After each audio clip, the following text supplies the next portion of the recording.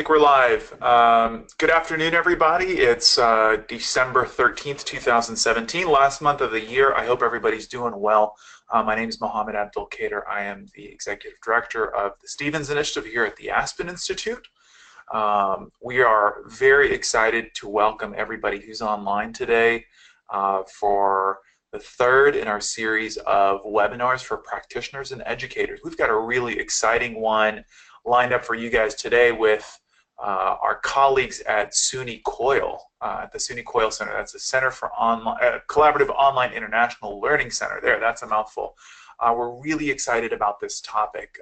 It's building strong international partnerships. SUNY Coil has done a wonderful job at building a network of practitioners and educators around the world, really, who are connecting classrooms through virtual exchange. So we're really excited to hear from them today. They're going to be sharing some of their best practices and really help us think about how to reach new faculty members and how to reach new institutions who may not be in our networks but may be interested in connecting their students using technology and virtual exchange. So we're very, very excited to have with us today Allison Church, Mary Lou Forward, both from the SUNY Coil Center. We also have with us today Larbi Touaf from Mohammed Premier University in Morocco, and Pamela Heibach Beach from SUNY Brockport. Great all-star cast with us here today to share their information. Just a couple of housekeeping notes before we start. First and foremost, if you have questions, we want this to be an interactive discussion with you all, interactive experience. Please put your questions in the chat box, in the questions box that you'll have on your screen. You can also tweet at the Stevens Initiative, Stevens INIT on Twitter, and we'll be responding to your questions. We will pass those on to the panelists this afternoon. And then one last housekeeping thing: these webinars are driven by you, by the community. So if you have other topics that you would like for us to explore and bring in some experts who have worked on them, please reach out to us. You can email us. Our contact information is on our website. You can tweet at us, or you can just pop it right in the chat box this afternoon, and we will hopefully be able to respond to you ASAP. So without further ado, I'd like to turn it over to our friends at SUNY Coil. Allison, Mary Lou, are you guys with us today? Can you hop on? Hi, everybody. This is Allison Church at the Coyle Center. I hope everyone can hear me well. Great. Absolutely. I can hear you. I'm going to turn off my camera now. We'll turn it over to you guys. Okay. Welcome to the seminar on building strong international partnerships. We not only want to express how we have built partnerships using our model, but how we have sustained those partnerships and they have kind of sustained themselves. It's very important to us that these partnerships are long sustaining beyond our intervention. So just to begin, thank you, Mohammed, for introducing the people who will be presenting with me. Larbi Touaf from Mohammed Premier is actually a SUNY Coil coordinator for the campus as well as a participant, and Pamela Heibach Beach has been participating in SUNY Coil experiences for a couple of semesters in a row now. We are very excited to have her continue and Larbi to continue as well. So just as a description of what we're going to discuss today, we would like to build partnerships on 3 different levels.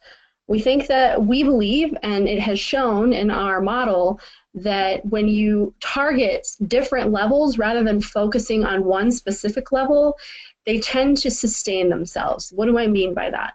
Faculty is usually the level that we most often collaborate with from the SUNY Coil Center level. We provide professional development for these faculty. We guide these faculty in their collaborative exchange, and we provide support. However, we also very much include administrators at each of the different campuses, and we have slight connection with the students, but we very much want them to build off of their Coil experiences on their various campuses. This can take the form of student clubs. It can take the form of, social networking groups on Facebook. We very much want them to kind of take on those roles of integrating internationalization into their school lives using online digital platforms. I would first like to discuss how we define a strong virtual exchange partnership, what they look like, some indicators that you may be able to identify in your programs as people who could be flag bearers for your programs at the different campuses, or if you work at the K-12 level at the different school levels, and also how we have integrated internationalization and digital and virtual exchange into actual curriculum, allowing the faculty to kind of design it as part of their actual courses. And most of the time will be dedicated to hearing from the practitioners themselves. We want you to hear what the teachers and what the faculty are saying and what administrators are saying about Coyle and how these partnerships have blossomed for them. Collaborative online international learning, as Mohammed has said, is a mouthful, but we focus on expanding international experiences for all students at every campus. State Universities of New York is comprised of 64 campuses, including community colleges, technical colleges, four-year colleges, university research centers. So we run the gamut of different types of higher education institutions. Our partners are located in about 20 different countries. We have connections with over 36 international campuses, and they also are very diverse. There are four-year colleges, there are two-year programs, there are five-year programs, there are graduate schools, etc. And they span all across the globe. We connect those universities with our universities, those who are members of our SUNY Partnership Network. We currently have 26 members within the State University of New York system, all across New York State, in urban and rural settings. We connect them through the faculty. The faculty register for orientation. They go through an extensive professional development program with us that comprises about 8 weeks of getting them initiated into how to work in an online setting with students who aren't physically in their classrooms, in a somewhat hybrid model where they're actually working with their students face-to-face, but collaborating with other students online and in digital platforms. Also kind of discovering what platforms work best. We have found that Blackboard is very, very productive for housing these classrooms online, but believe it or not, we've also found some external sites that the students are more comfortable using have also been very effective, such as Facebook and several MOOCs and Edmodo. We try not to limit our faculty to any one specific platform, because really it's all about their fluency and their ability to work on those platforms. We like to consider the ideal faculty partnership as a partnership that's connected organically. We prefer not to intervene, and we prefer that the faculty find each other. For example, after our orientation program, faculty are integrated to our online partnering platform where they can connect either to New York schools or to international schools. And when they do this, they basically describe their course, they describe what they want out of their Coyle experience, and they then go and find their own partner on the platform.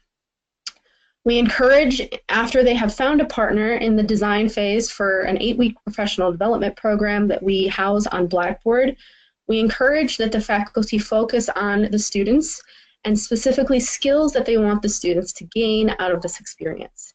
If they focus on the skills that they want students to gain, it really helps them formulate what they want for their projects and what they want to achieve from their projects and the duration of their Coyle experiences. Coyle is actually not an entire semester long traditionally, although we do have programs that extend entire semesters. Coyle can be anywhere from a 6-week to an 8-week module within a course. And the faculty for these partnerships have to be self-motivated and very flexible because oftentimes they will not find partners who are within their same discipline.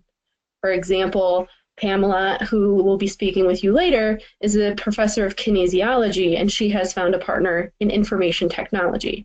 These are two courses at the higher education level that are not alike, and therefore they have to be very flexible in what they can still maintain as part of their actual course, but including Coil as part of it.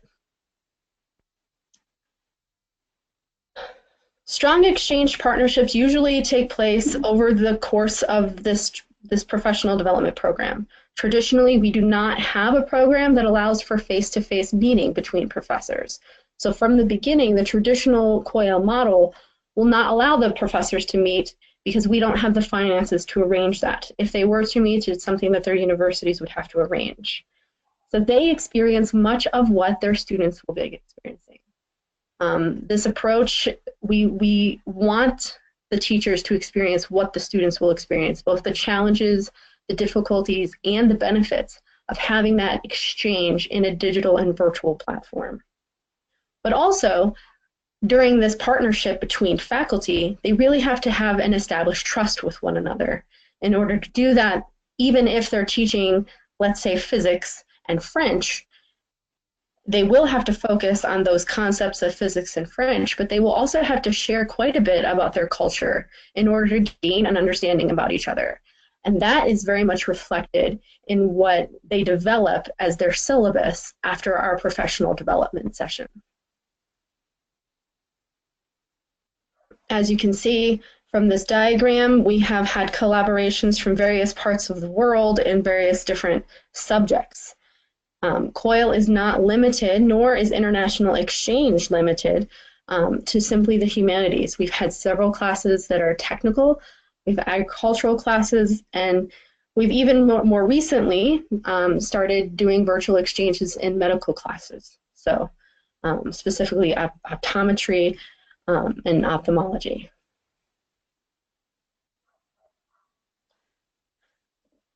So at the institutional level, now that I've given you a brief overview of what the faculty experience, at the institutional level, we connect through the faculty.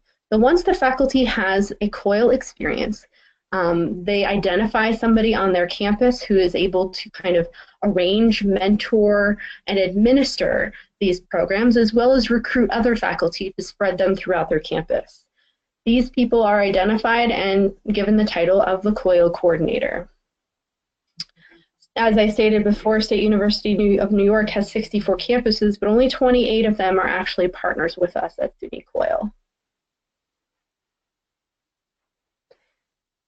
And these institutions do not sign traditional MOUs with one another. Because there are so many of these institutions, they would have to sign a considerable amount of MOUs with each other. And MOUs are traditionally not something that we utilize, although some campuses culturally require MOUs in order to conduct business with each other. So the institutions actually make these contracts with us at SUNY Coil Center, and we act as kind of the facilitator, both in coaching faculty and helping them find partnerships, as well as helping coordinators join this larger community of Coil practitioners.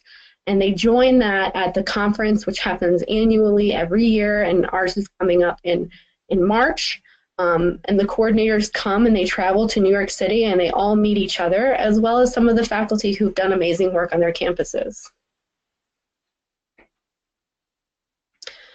It's not really hard to make the case to an institution why Coil and internationalizing their curriculum is necessary. The statistics speak for themselves. Not many people, in fact 5% of the population of US students actually study abroad physically. And these mobility programs are becoming harder and harder as the years go by.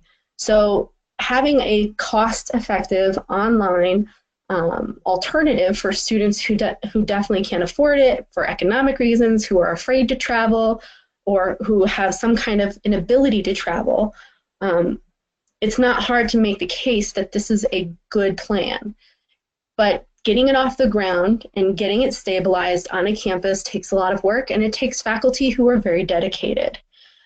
These faculty become mentors to each other. Some faculty have done upwards of 6 to 7 coils in separate semesters over the course of 10 years. And they've kept the same partner for that entire time.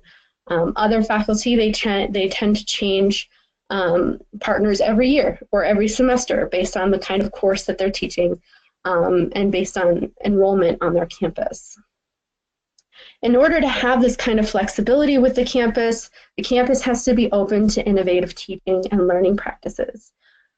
So while we are speaking with the campuses, we try to make the case that having these diverse relationships and this international and domestic networks of institutions is long-term benefits for them, not just for enrollment and opportunities for students to have international experiences, but to make them more marketable for students who are seeking these kinds of experiences when they get to the college level.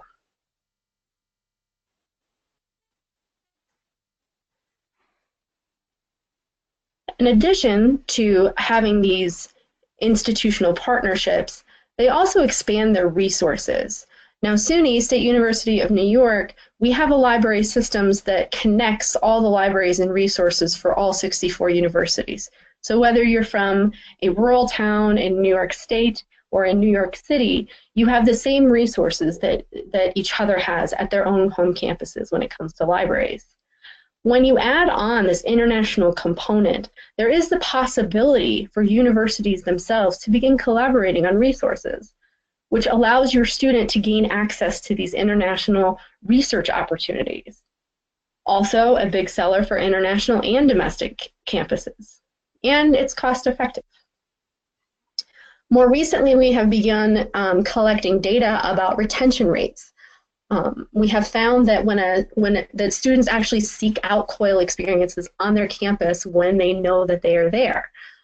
Students who have done one Coil, they tend to go on to another Coil experience later on in their college career.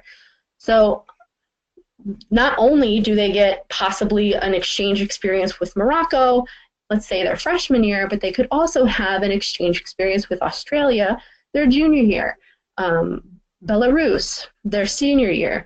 They're not limited to the countries with which they collaborate.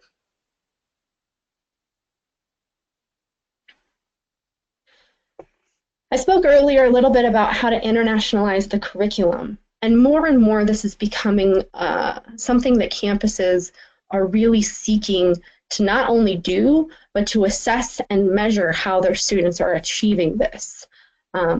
Through traditional study abroad, they have developed assessment models to kind of gauge what students are gaining from that experience. But this experience also has a digital and a virtual component, that the students are actually gaining 21st century online skills. In addition, once a student who participates in Coil tends to have that international experience, they actually want to have a study abroad experience later. So it opens them up to being more comfortable in an international and a diverse environment. Communicative competencies interculturally and digital literacies are also something that job seekers are actually looking for in college graduates. So the fact that we're actually able to teach this in community colleges and technical colleges, as well as big research universities, kind of allows for a breadth of different experiences. And it also gives a chance for international students to kind of gauge what it's really like going to university here in the United States, in addition to learning about a subject. I know this graphic may look a bit busy, but this is actually what it looks like in reality. In the beginning, the faculty, they get engaged with us because they see a need for their students to gain an experience. So students are at the very center of everything that we do, and even though we at the Coyle Center don't traditionally interact with the students, we very much cater all of our programs and all of our guidance to teachers based on what the students are trying to achieve. We have recently developed an assessment model to kind of experiment with different assessment techniques to find out what the student is actually experiencing, because we don't have this direct connection with them. So we really want them to be able to have a space where they can tell us their story, tell us what they're experiencing on their campus, and give us a realistic context of how they struggled or how they really excelled during this experience. And we at the Coyle Center, we provide guidance at every level of this process, from the orientation to the partnership forming to the professional development, and then during the actual Coyle experience. Now I'd like to turn it over to Pamela Beach and Larbi Toaf so they can kind of talk to you about their experiences and what sustainable partnerships are for them. Pamela?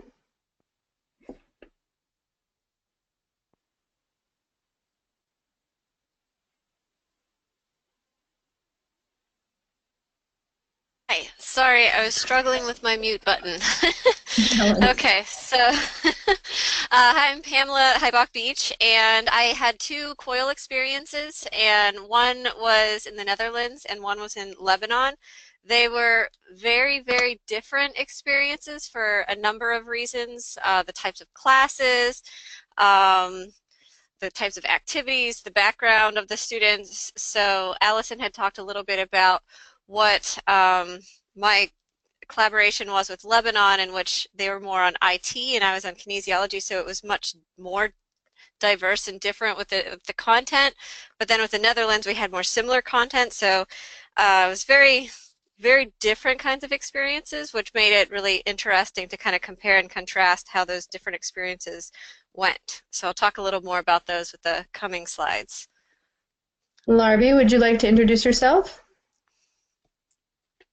All right. Hello, everyone. My name is Larbi Toaf, and I'm speaking to you from Morocco. I'm a professor at Mohammed I University in Morocco.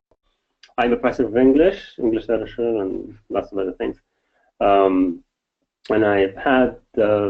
I've been doing Coil I've had so far 3 Coil courses, one with NCC and 2, including the current one, with RCC, Rockland Community College. The first one was absolutely wonderful. It went really good. And then the second one was also a great success, and we are in the middle of the third one, which we're about to finish.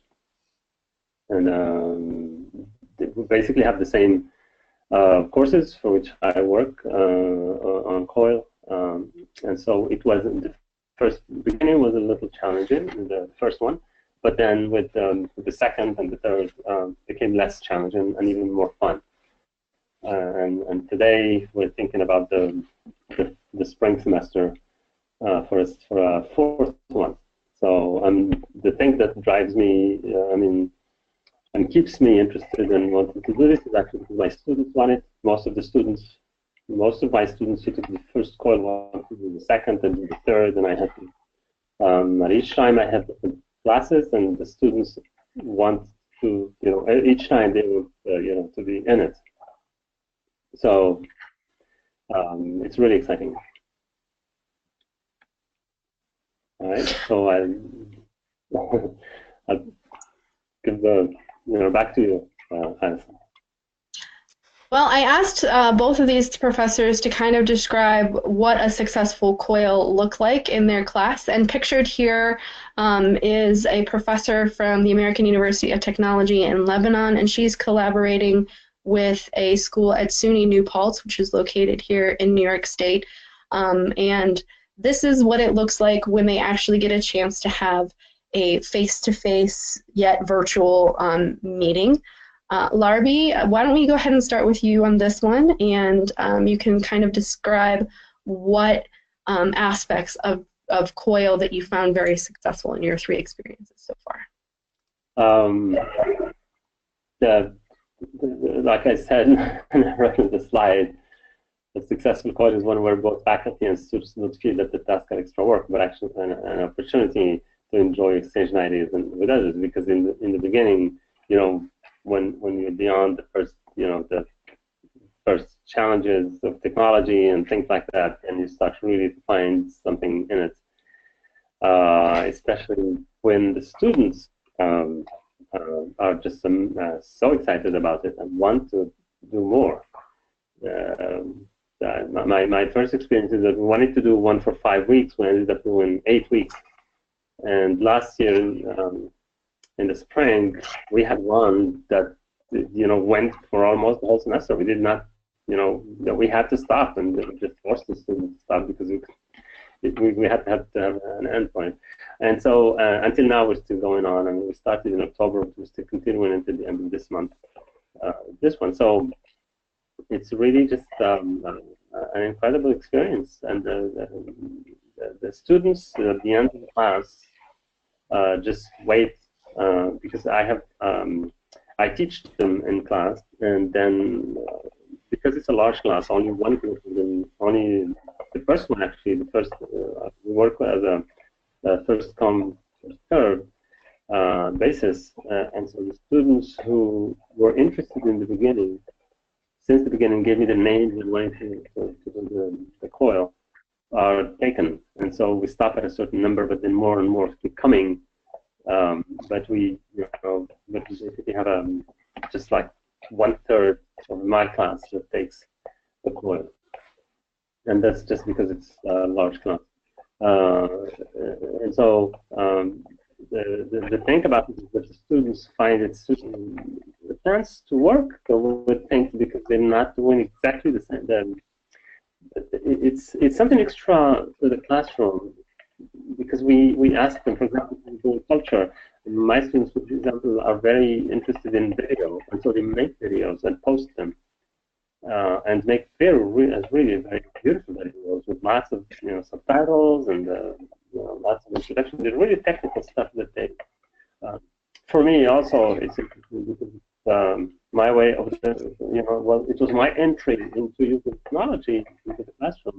We use stuff like PowerPoint and stuff before, but now, since we started Coil, we started doing blended learning. I have a class online, and at the same time, I have a face-to-face class, and I mean in person.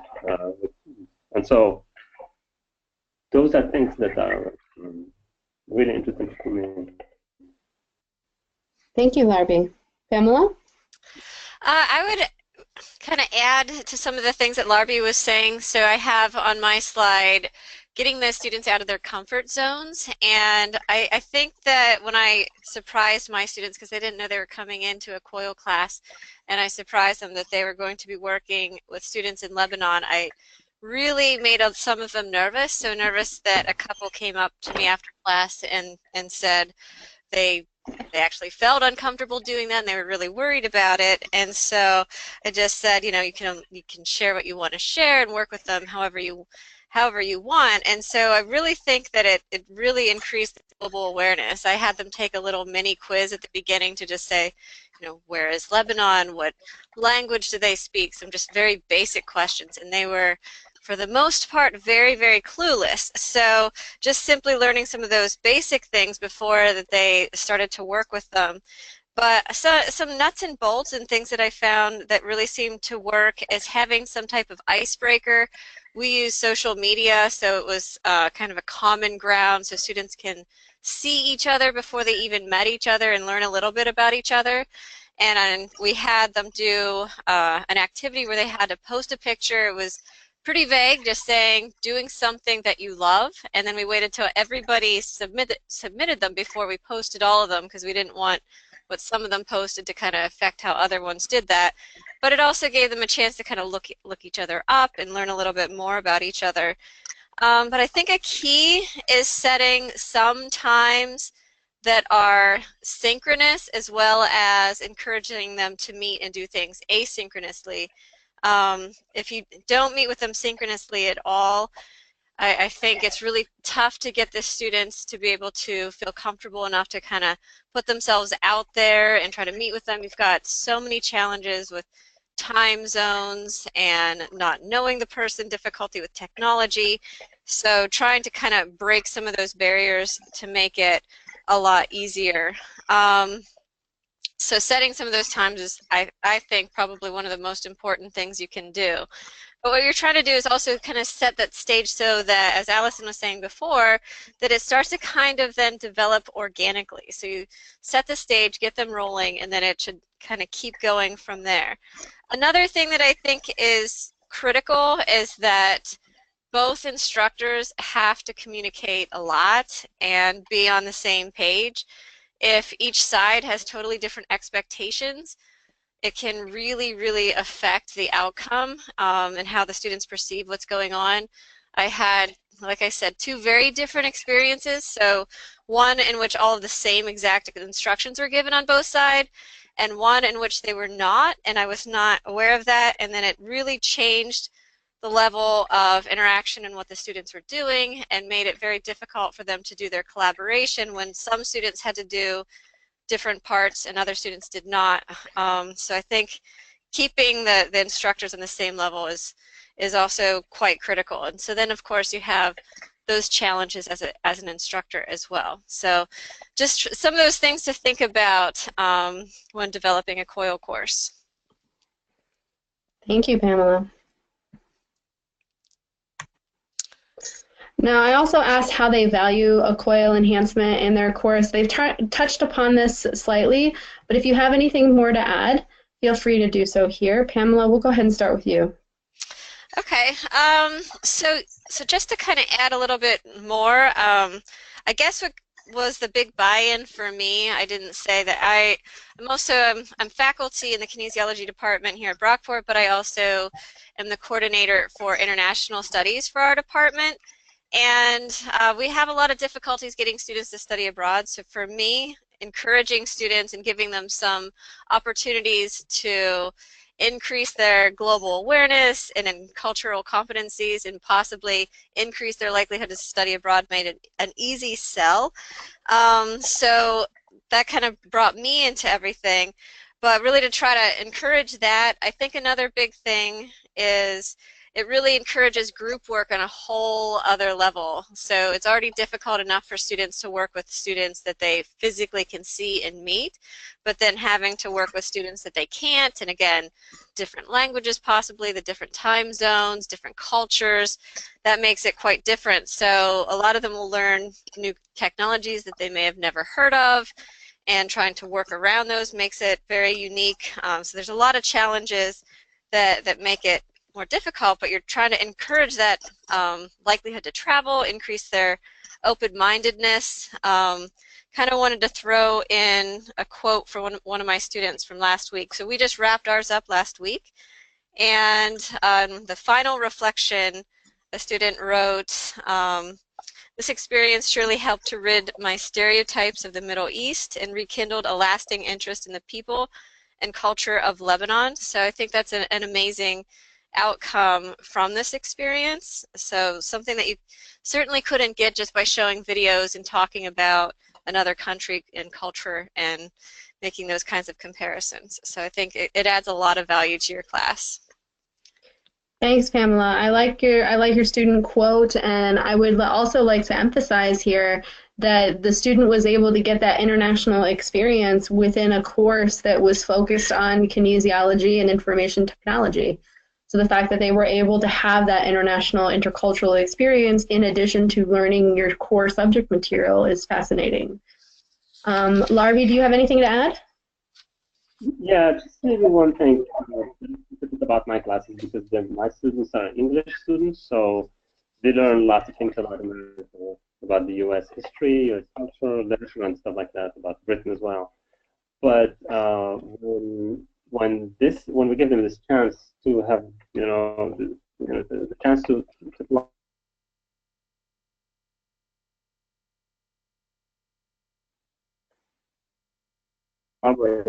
think, they want to ask questions about college life, they want to develop things about their own college life here.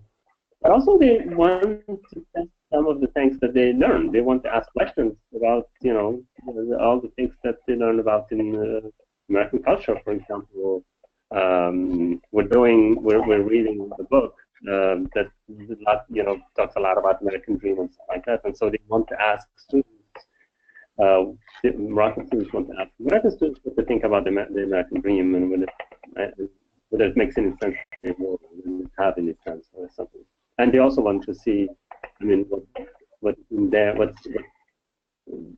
difference is there between their own dreams and the young people, the other side of the Atlantic dream about. So it's really a chance for them to put some faces, because they also talk live on Facebook. They have lots of exchanges, and so they basically just see people on the other side and ask them questions and talk to them, and that in itself is really interesting. Thank you. All right. Now, the next piece that I wanted to focus on was sustainability, how each professor has made preparations to continue doing Coil in the years to come and in different semesters. And Larbi, we'll go ahead and stay with you since you're already on the mic. At what stage in your Coil do you begin preparations for another Coil? Before we end,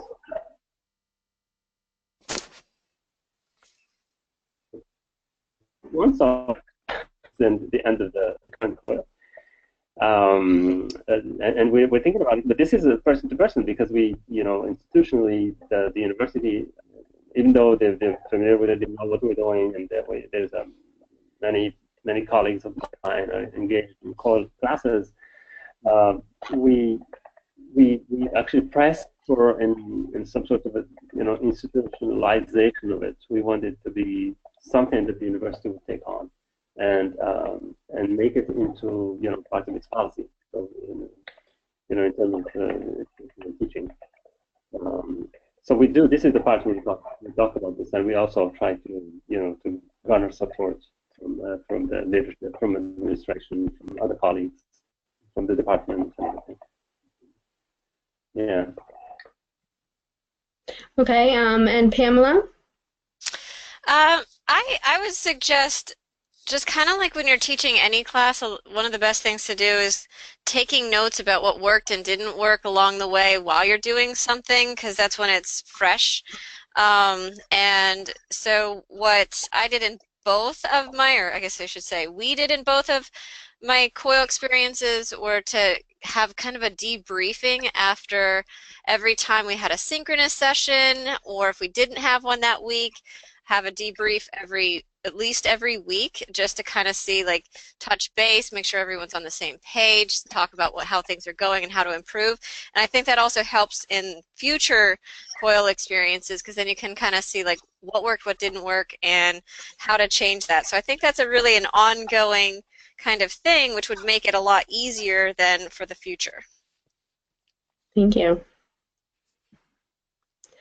And how do you both intend to sustain Coil, not just in your courses moving forward, but also in encouraging others to participate? And Pamela, we'll start with you. So I would say probably the two, well, I guess I could add maybe a third, but the most important components are maintaining, again, that I keep saying communication, but that good relationship with your Coil partner, where you're really on top of everything, sharing information. And then support from your institution. So I had a lot of technical support, which I thought was invaluable. It really helped me along quite a bit. And just this year, we started a Coil group, and so we're trying to just kind of keep on top of everything with Coil and increase the number of facilitators in Brockport. And at Brockport, it's not really well known, I wouldn't say at this point, and we would like to kind of spread the word and increase the number of people that are adopting a Coil in their class. So having that mentorship or someone to talk to or compare notes at your institution, I think, is also really helpful and helps you to want to continue if you feel like you have some of that support. So even if you don't have financial support, just having kind of someone to talk to or help out with technology or ideas is really helpful. Thank you. And Larbi? The way to sustain it, I think, is basically to get the institution behind us, because we have not had that yet. I mean, we do have an okay, but it's not a very strong one. They don't see the value. I think that they don't understand what we're doing. Even though we explained a lot, and they don't, because I think that one of the major things here is the number of students, large classes, large number of students.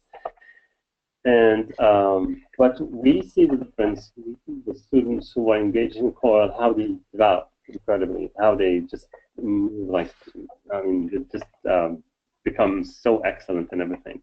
It's just like it triggers something in them, and so that's what keeps us going. Some of the faculty are ready to work, and others are not because they have a heavy load, heavy workload, etc.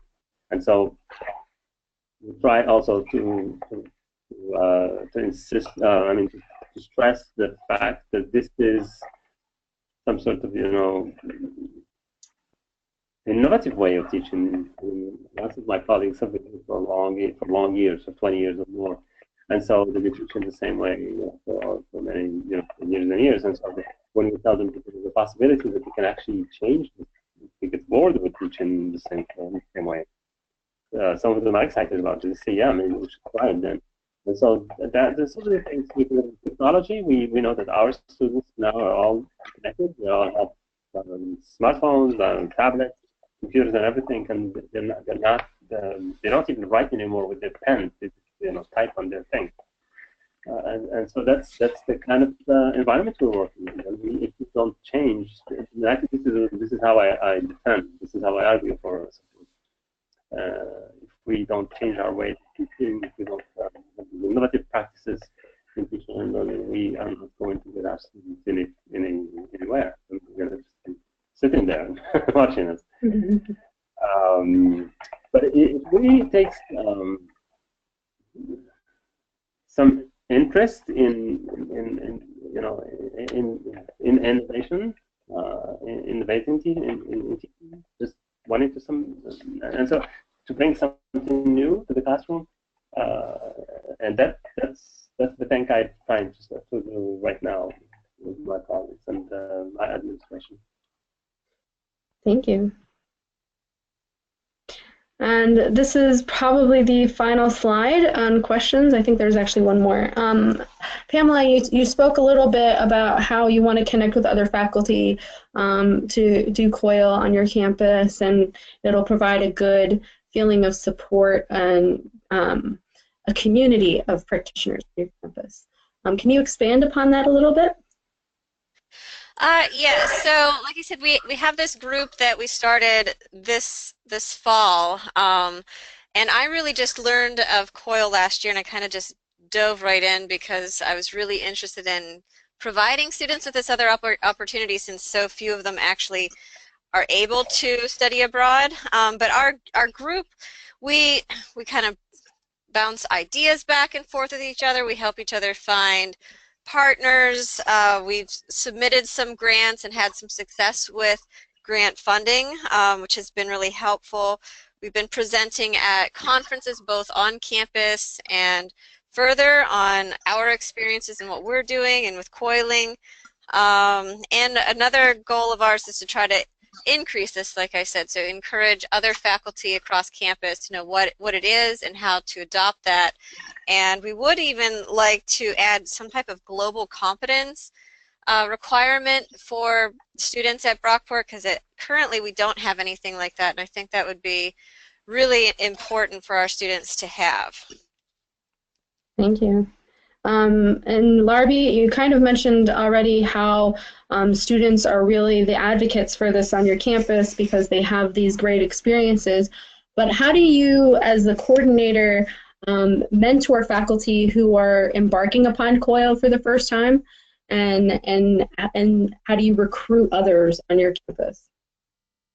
One of the things that I use with them is because at the beginning, 2 years ago, when I started this and I talked to some of my colleagues, they did not really feel, they did not show much enthusiasm, and so, but that's because they think that it's not really going to advance them career-wise, and because the advancement was based on research and publication, because we are a research institution, and so they were not really very much in practice as a teacher or anything. But now, last year, things have changed. There's a new thing, because we noticed that they're not just teaching. I mean, the faculty focus more on trying to publish and and forget teaching.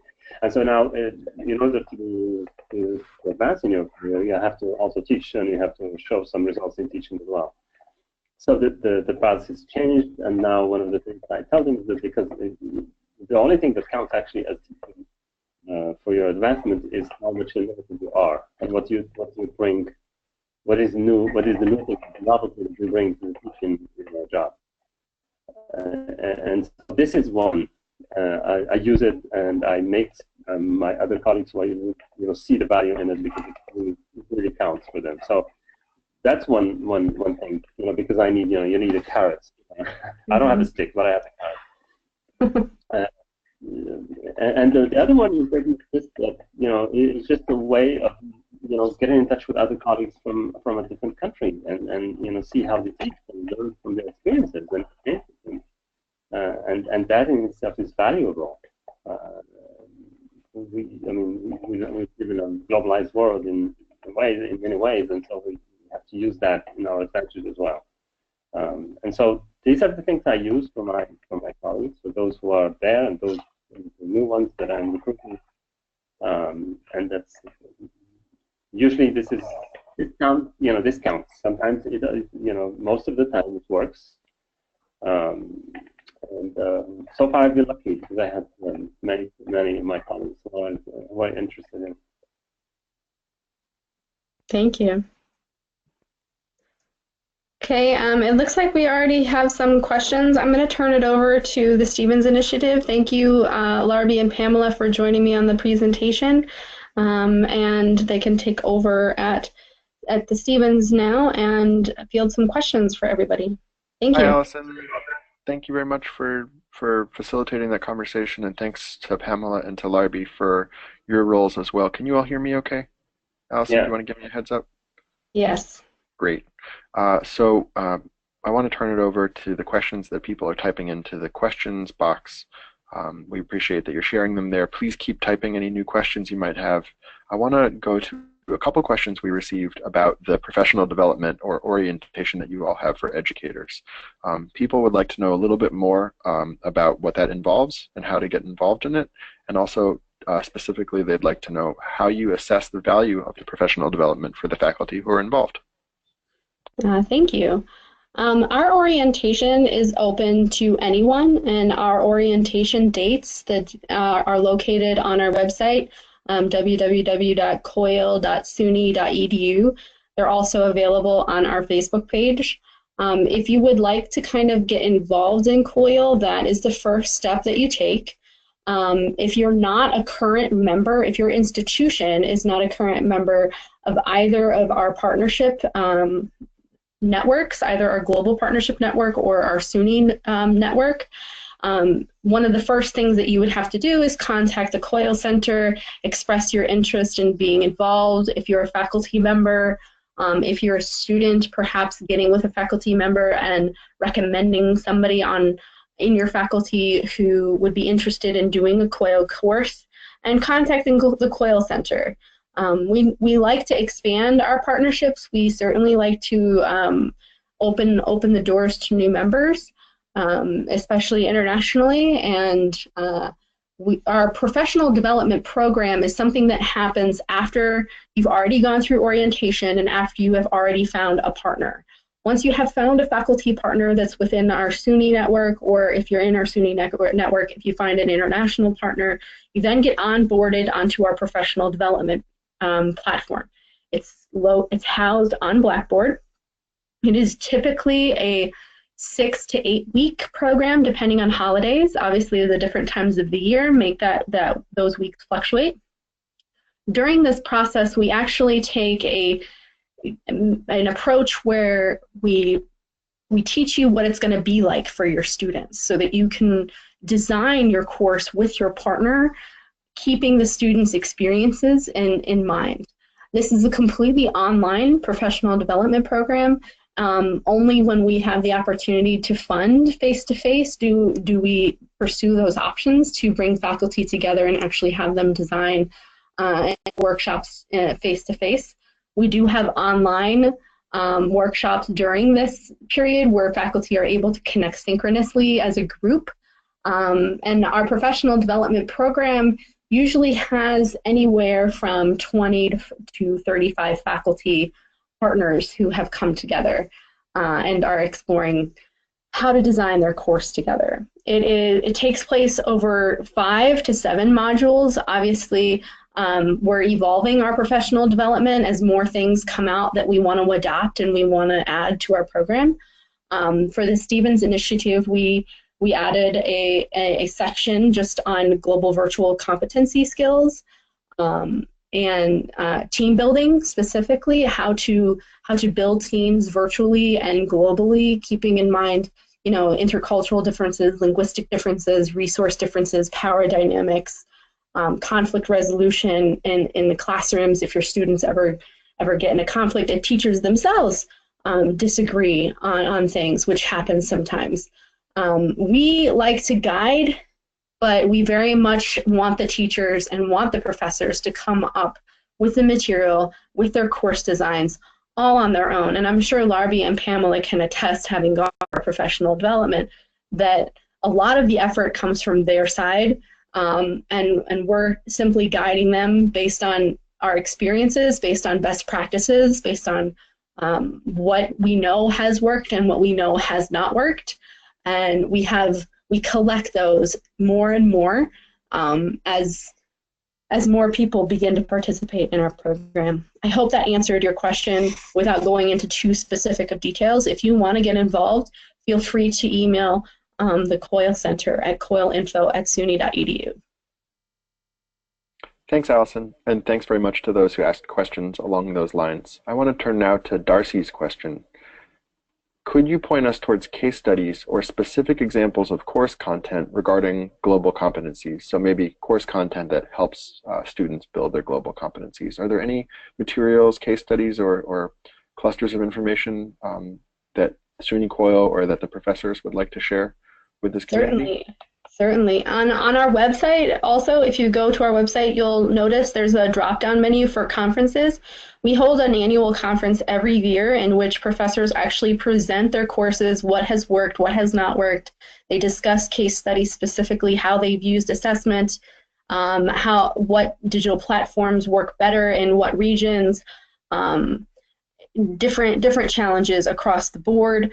And we have 10 years of case studies and presentations specifically regarding global competencies and regarding other competencies like digital literacy, intercultural competence, as well as several other things. So feel free to get on our website and you'll find a lot of that material. And there's YouTube videos as well of the conferences that are housed there, and there will be for the upcoming conference as well. Pamela and Larbi, you may have, from the Stevens Initiative, you may have a specific example of how your course content revolved around global competency for this last semester you may want to talk about.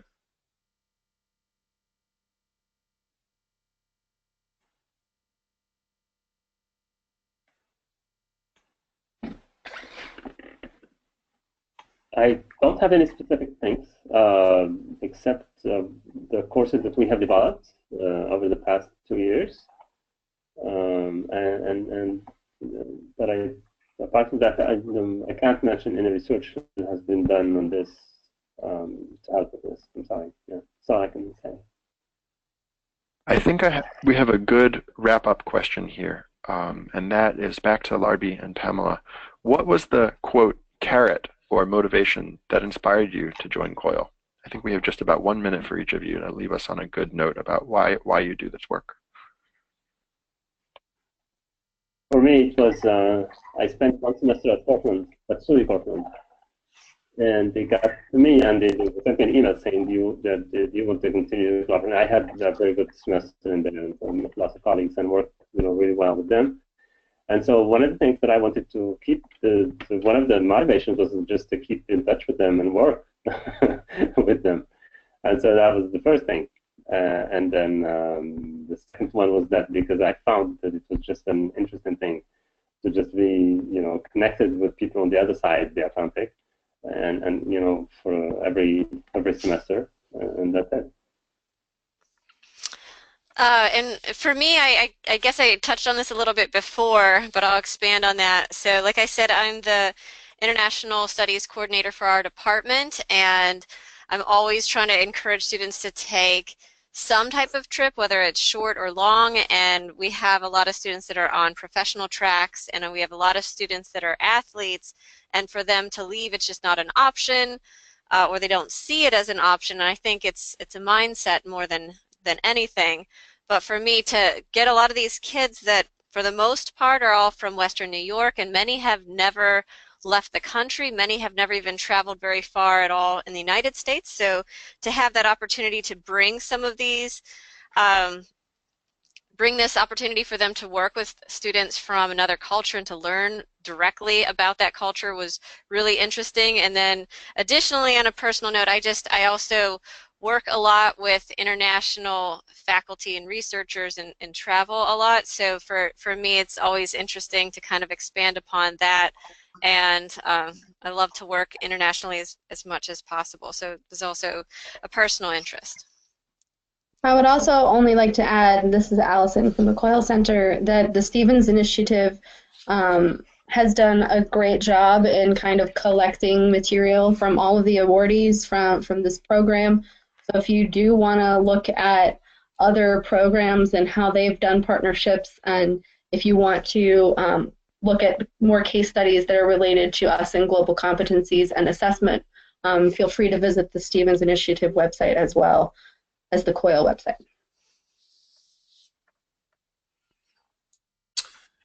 Hey folks, I want to thank all the folks, all of the panelists today, Allison, Mary Lou, Larby, and Pamela for their insightful comments. Pamela, I really appreciate your closing comments on why we do the work that we do to try to connect the students who are usually not able to go abroad. Folks, please join me in giving them a round of applause. Thank you all for your insightful comments. I hope everybody who is on the webinar will join us in early 2018. We've got some exciting new content coming your way in the form of webinars. As always, go to our website. It's www.stevensinitiative.org for more information. Sign up for our listserv. You'll stay up to speed on all of our new happenings. Follow us on Twitter and Facebook. And I hope everyone has a wonderful holiday season. And Happy New Year in 2018. Have a great day, everybody. Thank you so much for joining.